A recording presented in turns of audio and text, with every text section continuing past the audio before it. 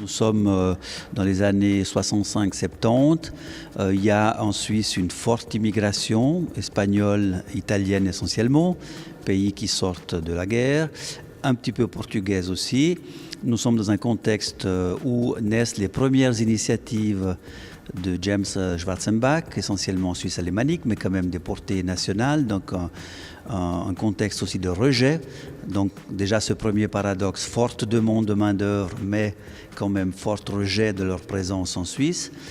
Arrivent en Suisse aussi des associations d'immigrés.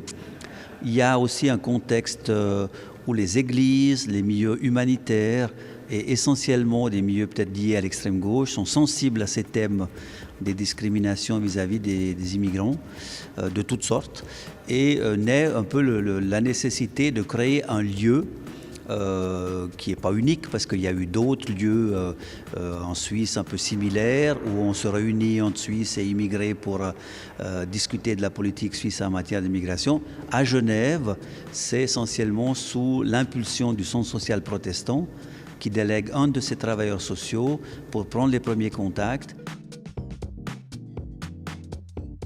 C'est en 1974 que nous avons les premières réunions entre essentiellement deux associations de migrants et des milieux, comme je disais, de l'église, humanitaire, proches de l'extrême gauche, qui ont lieu les premières séances et le comité du centre a lieu à ce moment-là dans un local.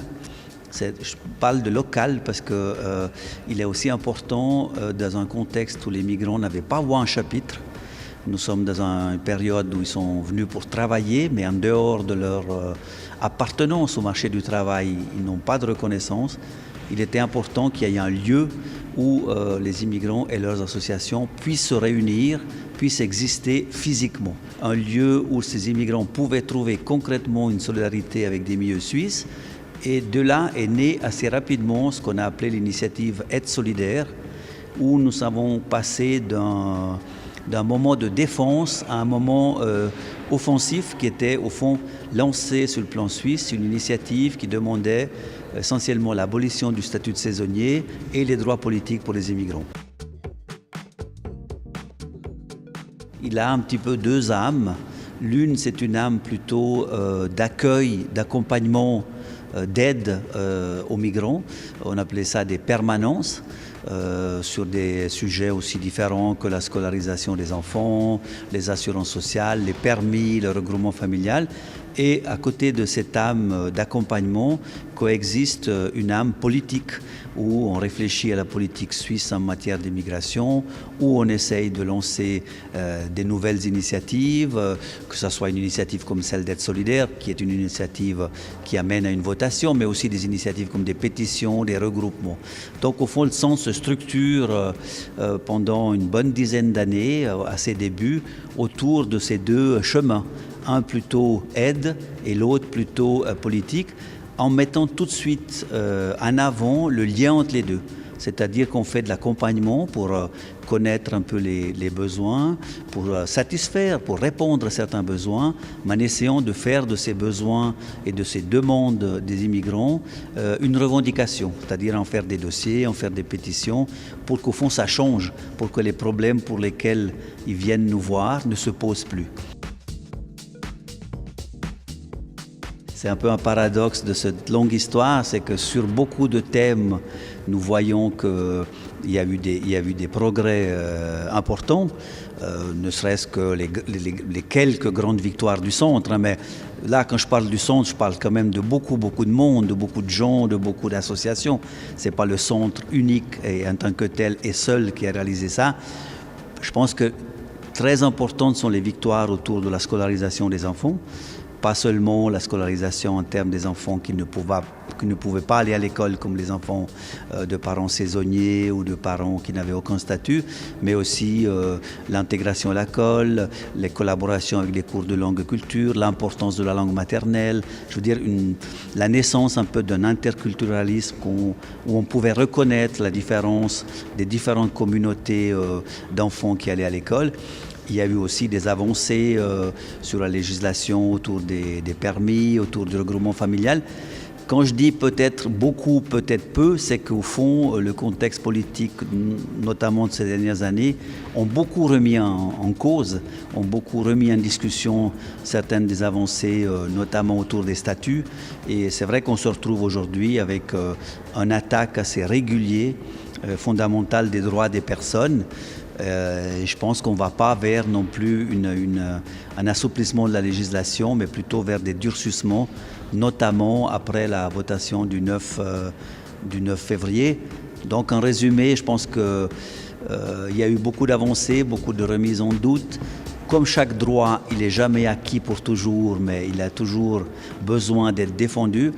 Ce qui m'importerait de dire peut-être, c'est qu'au fond, dans certains cas, ce qui compte, c'est la démarche. C'est le fait, et c'est ça peut-être l'enseignement qu'on pourrait tirer de cette aventure, c'est la démarche, c'est-à-dire se mettre ensemble, se regrouper, faire de besoins personnels des luttes collectives.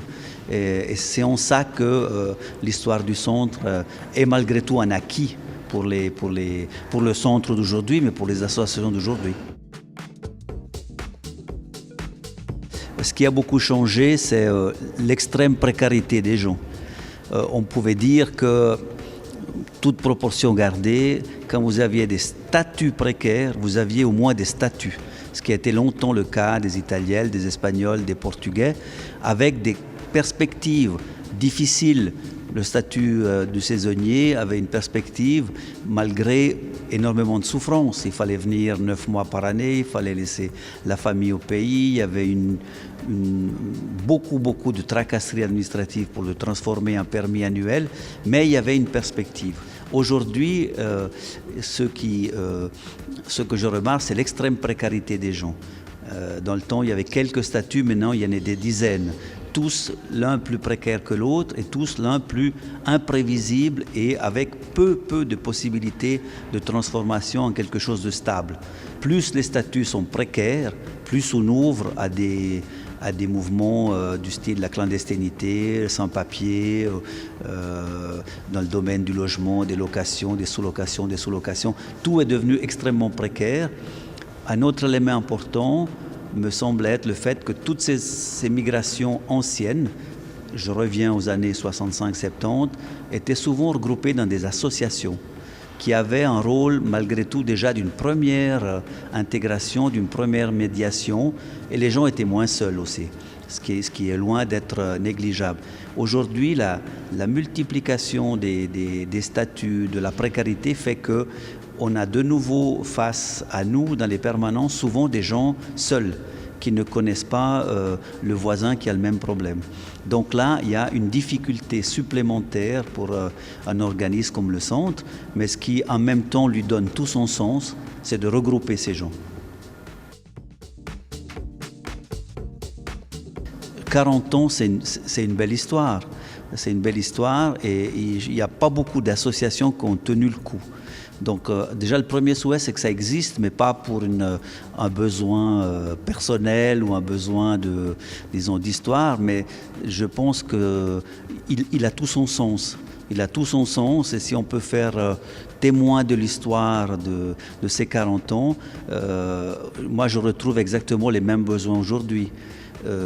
Accompagner les gens, les regrouper, si possible qu'ils ne restent pas seuls, parce que dans quelque chose de l'ordre de l'associatif, ben voilà, déjà il y a un aspect affectif, on est ensemble, on est dynamique, on est actif, on est interactif, on ne subit pas l'histoire.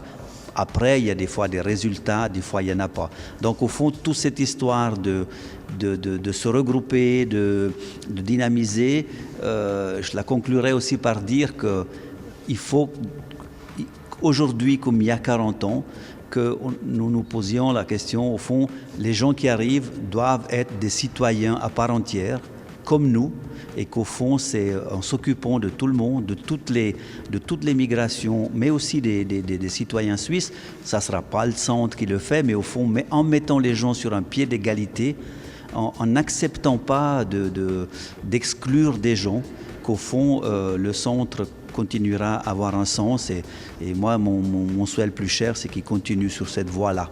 Celle de la justice, celle de la solidarité, celle de se battre contre toutes sortes de discriminations qui touchent autant les migrants que les citoyens de ce pays.